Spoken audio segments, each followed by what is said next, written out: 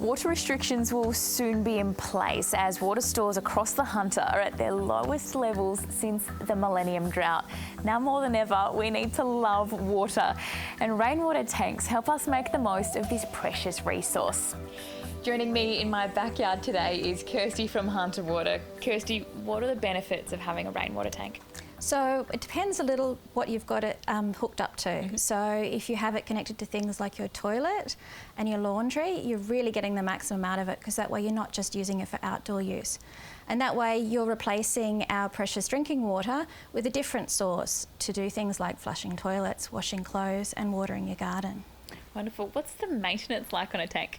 So if you're not very practical like me, you can do a few small checks yourself to make sure that it is working properly, because a rainwater tank is not a no maintenance, it's only a low maintenance supply.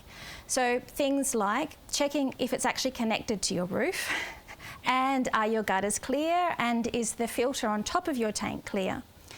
Also making sure is the pump inside it working, so it can actually pump the water where it needs to go.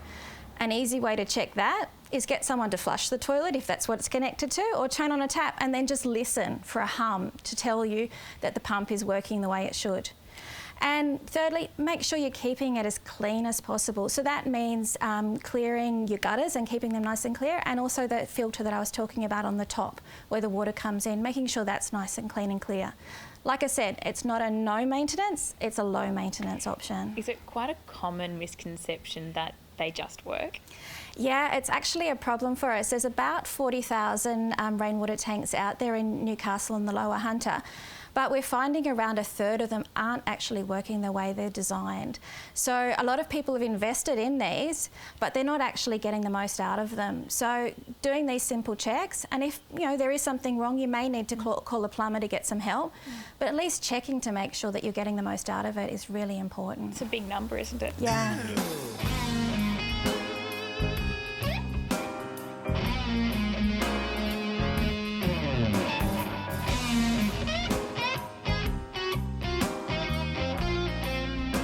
What happens when the tank goes dry?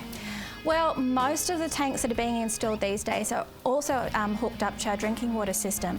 So when the level inside the rainwater hasn't rained for a while and the water in the tank has dropped down, it's actually topped up with drinking water.